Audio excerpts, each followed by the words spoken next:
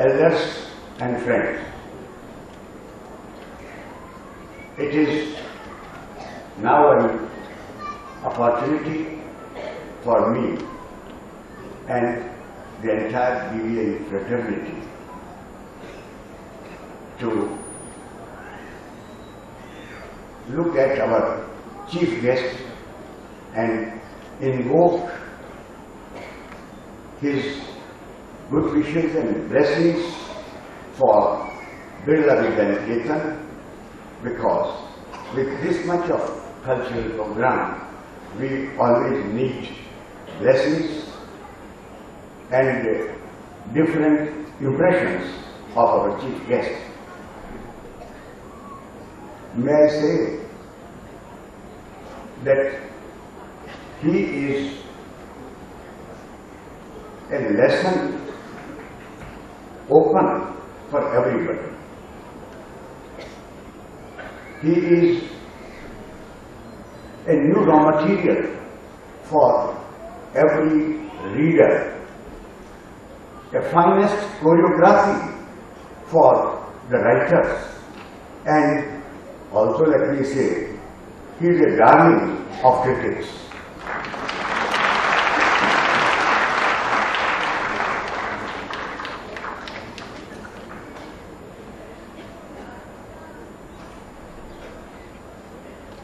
धरतीपुत्र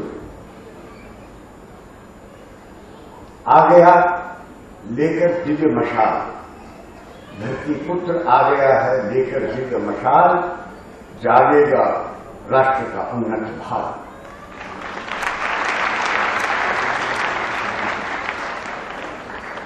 मेरी आशा यही है कि वे मोदी जी अपनी विलक्षण विचार शक्ति, निर्णय शक्ति, क्रिया शक्ति को कर्तव्य रथ पर बैठा करके और उसकी प्राण प्रतिष्ठा करने के लिए भी उद्यत रहेंगे और हमें बार बार ये याद दिलाएंगे कि वो इसी पथ पर हैं और हमारी आशा और हमारे स्वप्नों का सृजन करेंगे। मैं उनसे अनुरोध करूंगा कि वे आएं और अपने आशाओं से, अपनी अभिलाषाओं से हम सबको उनकी अनुभूतियों से नए परिधान पहनाएं। ऑनरेबल नरेंद्र जी मोदी।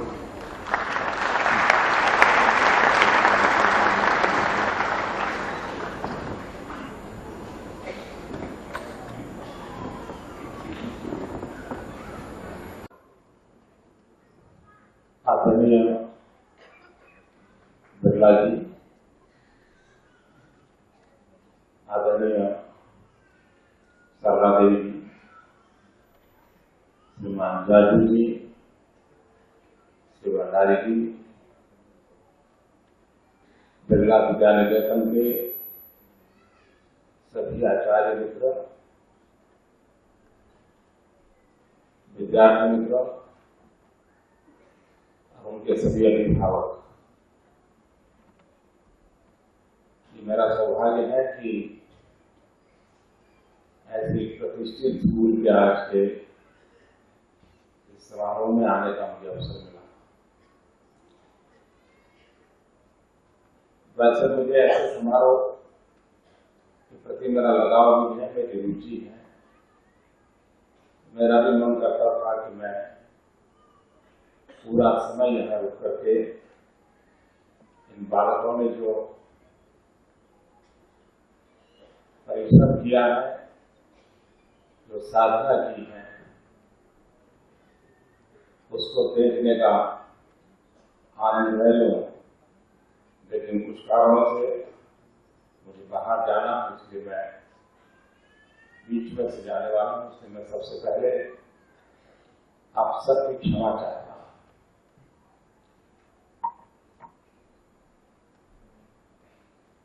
चीन में एक कहावत है, कहावत यह है कि जो 1 साल का सोचते हैं वे अनाज की फसल उगाते हैं, जो 10 साल का सोचते हैं वे फलों के वृक्ष की खेती करते हैं, लेकिन जो पीढ़ियों की सोचते हैं वे मनुष्य बोते हैं।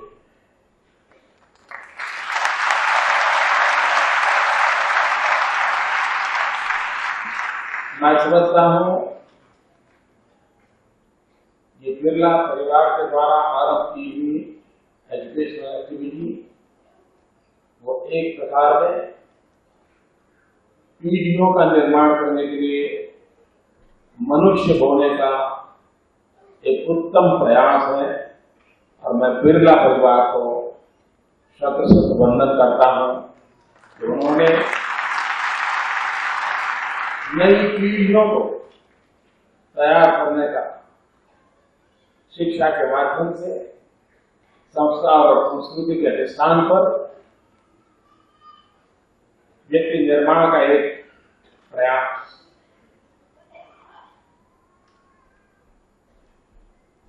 मैं नहीं जानता हूं कि ऐसे समय में मैं किस विषय पर आपके सामने रखूं, लेकिन जो कार्यक्रम का पहला अंश मैंने देखा जो आतंकवाद से शुरू किया गया, ये बात सही है कि हर पवित्र कार्य में सर्वकाल में विघ्न आते रहे और ये भी सत्य है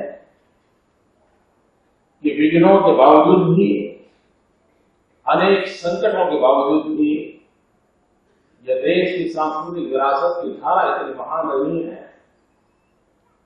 कि उसको कोई नष्ट नहीं कर पाया है, दबोच नहीं पाया है और आने वाले दिनों में भी आतंकवाद हो, नक्सलवाद हो, माओवाद हो, ये सारे तौर तरीके कभी भी हमारी सांस्कृतिक धारा को, हमारी जीवन धारा को, हमारी विकास यात्रा को न रोक सकते हैं, न रोक सकते हैं।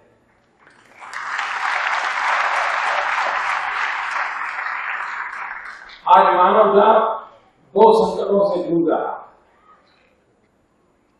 एक है ग्लोबल टेररिज्म और दूसरा है ग्लोबल वार्मिंग। इन दोनों समस्याओं का समाधान हमारी सांस्कृतिक विरासत में है। तो मेरी आत्मा कह रही है वहां है। हमारी सांस्कृतिक विरासत में वो दम है जो सर्वसमावेशक है, जहां पर होलियर देन दाउ ये कंसेप्ट नहीं है, जिस पर सांस्कृतिक परंपरा में माना गया है कि ईश्वर एक है, उसके रूप अलग अलग हैं। हम वो लोग हैं जिन्होंने कभी ये नहीं माना है कि यीशु का गॉड अलग, मुसलमान का अल्लाह अलग, हिंदू का भगवान अलग, ये हमने नहीं माना। हम ये कहते हैं कि ईश्वर एक और सब लोग उसे भिन्न भिन्न रूप में पहचानते हैं। और इसी का कारण है जैसा भक्त वैसा भगवान। अगर भक्त पहलवान है तो उसका भगवान हनुमान है।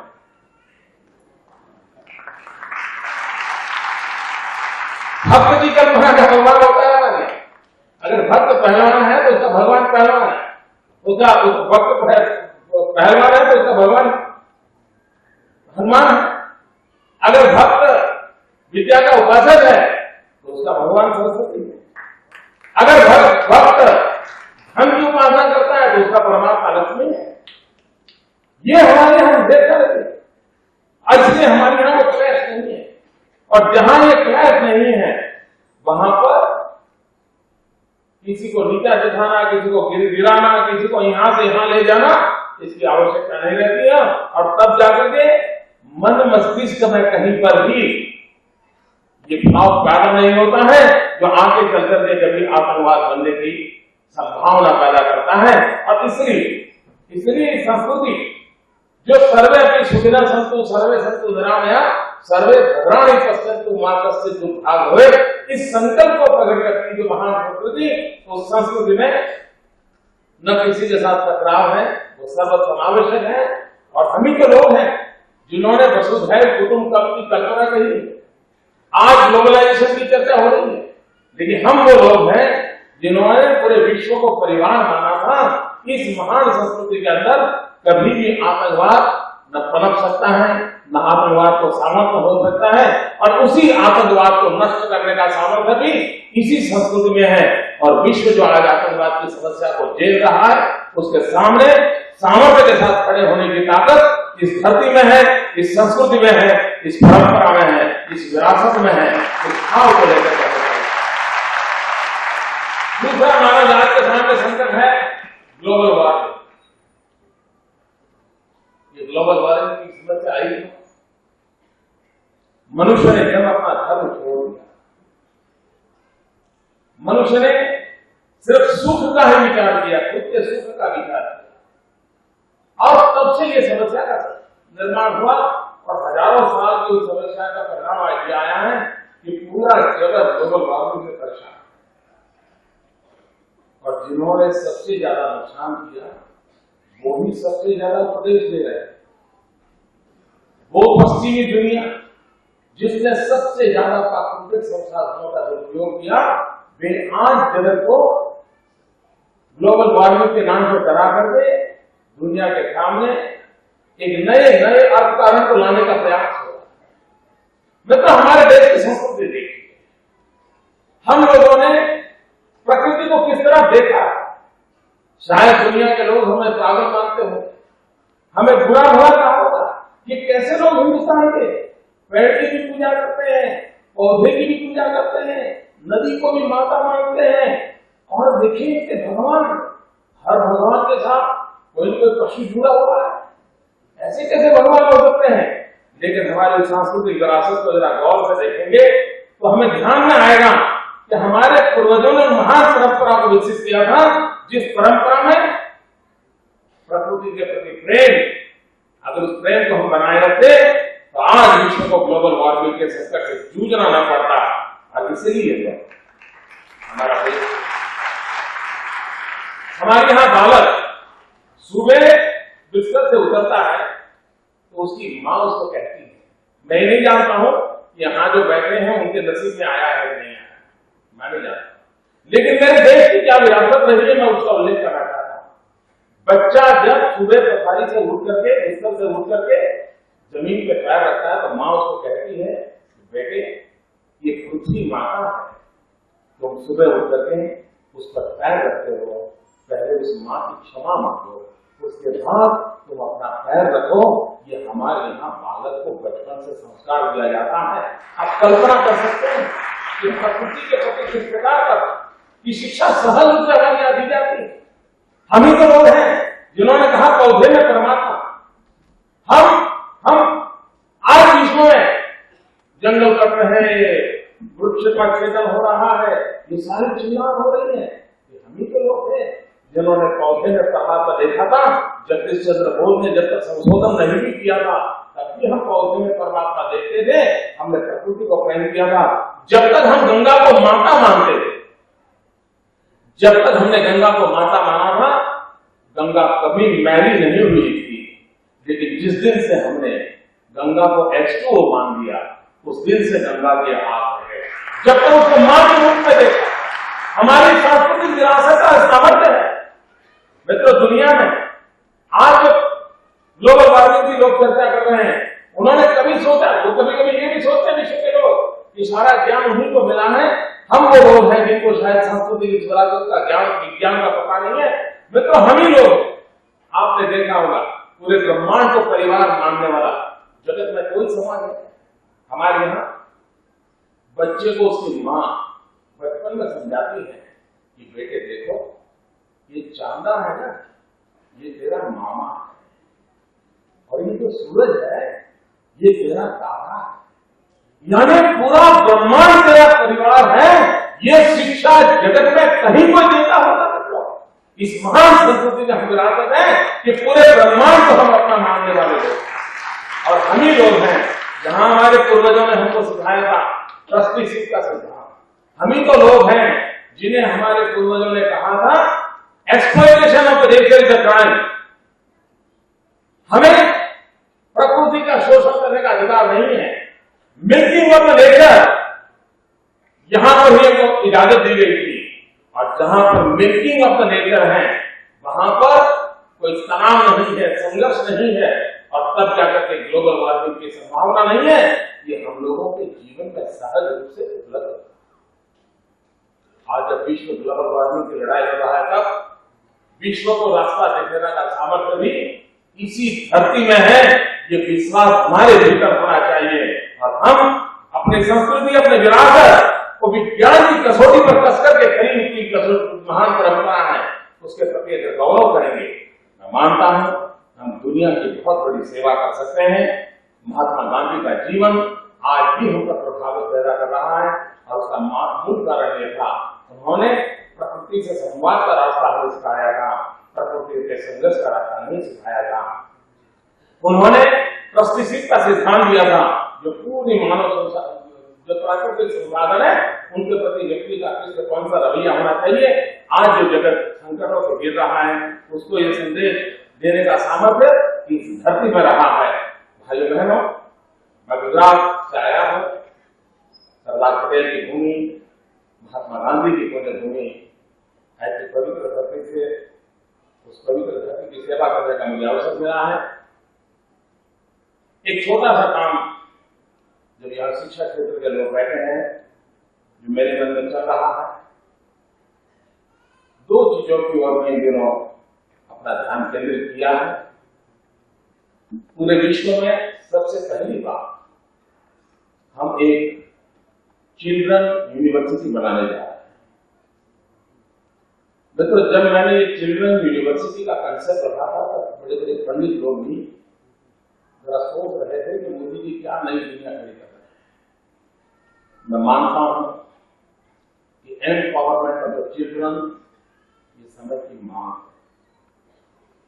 माँ बाप, पहले तो क्या था, एक संयुक्त परिवार, बेटे के संस्कार संभालने के चाचा का रोल था, मामा का रोल था, फूफी का रोल था, दादा का रोल था, और घर स्वयं में यूनिवर्सिटी थी जो बच्चे का लालन पालन करती थी और बच्चे का विकास सही ढंग से होता था। आज परिवार छोटे होते जा रहे हैं, माँ बाप दोनों नौकरी पे चले जाते हैं, आया के घरों से बच्चा जिनकी गुजारनी होती है।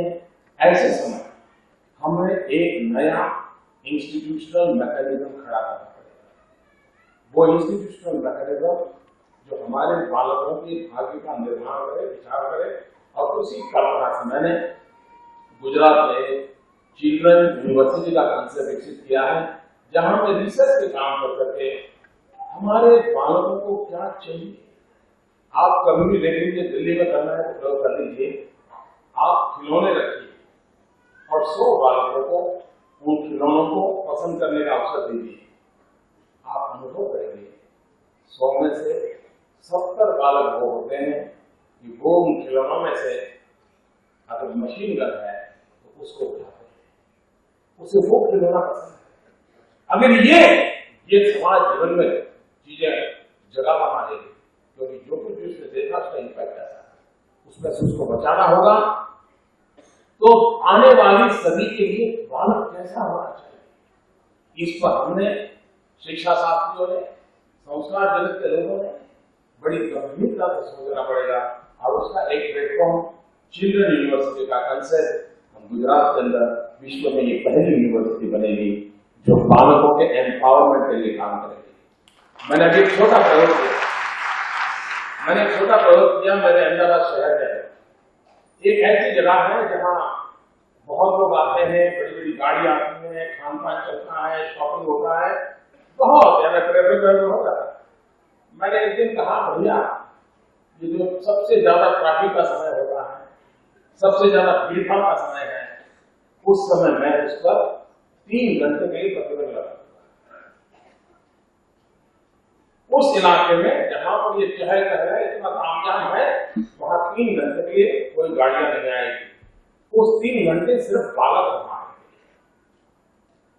बालक आएंगे चौक पर जहां गाड़ियां की भीड़ रहती है वहां क्रिकेट खेलेगा, वहां अपना दौड़ेगा, मस्ती करेगा, लेकिन फिर ये दुनिया उसकी है। हमने बालक से दुनिया छीन ली, उसे अनुभव होना चाहिए ये पूरा विश्व उसका है, उसका मालिक है, बालक के विकास के लिए आवश्यक है। और मैंने ये अनुभव किया 3 घंटे जब बालक उस मैदान में थे, कोई गाड़ियां नहीं आ रही थी, पुलिस वाले की गाड़ियां रोक रहे थे, बालकों का गौरव हो रहा, उसका मुझे मन पर इतना इम्पैक्ट था, वो सफल प्रयोग रहा। मैंने अभी मेरे प्रांत में सभी शहरों को कहा है कि महीने में 1 दिन ऐसी सबसे अच्छी जगह हो, 2-3 घंटों के लिए बालकों के लिए फूल दीजिए, सिर्फ बालकों के सिवाय उस जगह पर किसी का अधिकार नहीं होना चाहिए। एक बहुत बड़ा परिवर्तन, मनोवैज्ञानिक परिवर्तन आवश्यक है। और एक काम जो मैंने सोचा है, आज आप विद्या निकेतन चलाते हैं, आपको भी एक बात की कठिनाई रहती होगी, अच्छे टीचर्स, अच्छे से अच्छे कंपनी चलाने वाले लोगों के सामने प्रॉब्लम रहता है अच्छा सीईओ, अच्छा कंपनी का मैनेजर। अब अच्छे कंपनियों के मैनेजर बनाने के लिए इंडियन इंस्टीट्यूट ऑफ मैनेजमेंट नाम की इंस्टीट्यूशन है, जो बढ़िया बढ़िया कंपनी के मैनेजर बना करके देती है।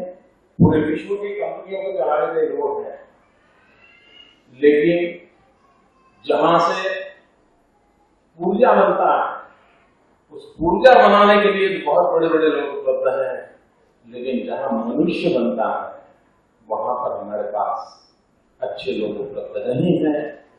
अच्छे टीचर खोजना ये अपने आप में एक बहुत बड़ा कठिन काम है।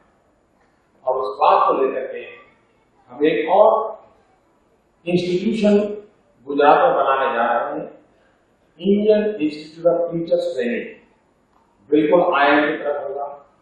और 12th के बाद जिसको टीचिंग प्रोफेशन में जाना है, वो 12th के बाद ही उसमें जाएगा। वो BA, BCom, BSc जो भी करना है करे, लेकिन उसके साथ child psychology, communication technology, history, Sanskrit, संस्कार, ये सारी चीजें, यानी परफेक्ट टीचर बनाया जाएगा। और मित्रों, अगर हम इस काम को ढंग से कर लेंगे तो दुनिया को हम टीचर एक्सपोर्ट कर सकते हैं। ग्लोबल टीचर का एक कंसेप्ट, आज विश्व को ग्लोबल टीचर के कंसेप्ट की आवश्यकता है। और हम गुजरात की धरती पर इंडियन इंस्टीट्यूट ऑफ मैनेजमेंट की तरफ Indian institute of teachers training शुरू कर रहे हैं। और मेरा विश्वास है कि मेरी जब पहली बैच निकलेगी तब कैंपस प्लेसमेंट होगा। आज जैसे IIM के लोगों को 50 लाख 1 करोड़ रुपए में वहां से नौजवानों को उठाया जाता है, वो 3 मैं देख रहा हूं, टीचर्स की भी बोली बोल करके टीचर्स को बुक किया जाएगा। इतनी प्रतिष्ठा टीचर्स की होगी, ऐसा एक नई सोच, नया रूप, नया रंग, इस दिशा में मैं जा रहा हूं। आपके आशीर्वाद होंगे, इस काम में हम सफल होंगे और देश को अच्छे टीचर्स, मानव जात को अच्छे टीचर्स देने का एक शुभारंभ हम कर पाएंगे। मैं फिर एक बार जिस कार्यक्रम को मैंने देखा, जिन बच्चों ने और मेरे गुजरात के गीत को उसमें आपने दिया था, मैं आपको बधाई देता हूं। इस कार्य की संरचना करने वाले उनके शिक्षकों का भी मैं अभिनंदन करता हूं। फिर एक बार बिरला परिवार की इस तपस्या का आदर करते हुए मैं अपनी वाणी को विराम देता हूं। बहुत बहुत धन्यवाद, बहुत बहुत शुभकामनाएं। Thank you, sir, for your very inspiring and very thought-provoking words. We request our revered patron, Sri P.K. Birlaji, to present a memento to our distinguished chief guest, Sri Nalin Modi ji, as a small token of our appreciation.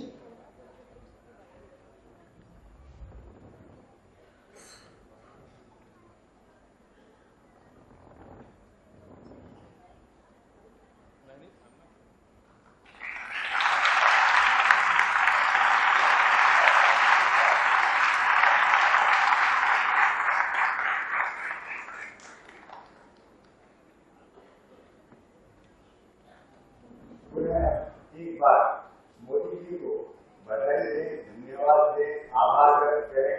अनेक अनेक प्रकार से हम उनकी प्रशंसा कर सकते हैं, पर आज जब उनसे बात हुई और जो योजनाएं उन्होंने बताई, मैं सिर्फ 4 पंक्तियों में उनको ये कहना चाहता हूँ कि आपको लोग कुछ भी कहें, लेकिन आप वही करेंगे जिसमें क्रिया शक्ति और सब प्रकार की योजना शक्ति विलक्षणता आपकी है। लोगों को आप कह सकते हैं कि आप चाहते नहीं क्रांति, पर क्रांति सदा आनी चाहिए। नए नए युग हो उभरते, नए नए ये सपने हो। तो मोदी जी जितने सपने हो रहे हैं, ईश्वर चाहेगा तो सब सफल होंगे। और हमें आज इस बात का गर्व है कि बिरला विद्या निकेतन के आयोजन में चीफ गेस्ट की तरह आकर के उन्होंने अपने संबोधन में हमको अनेक नए परिणाम पहनाए हैं, आश्वासन दिए हैं। देश को और विश्व को उजागर करने के लिए उन्होंने जितनी बातें कही, हम उनको नमन करते हैं और बिरला विद्या निकेतन की ओर से उन्हें बड़ा उनका आभार व्यक्त करते हैं। धन्यवाद।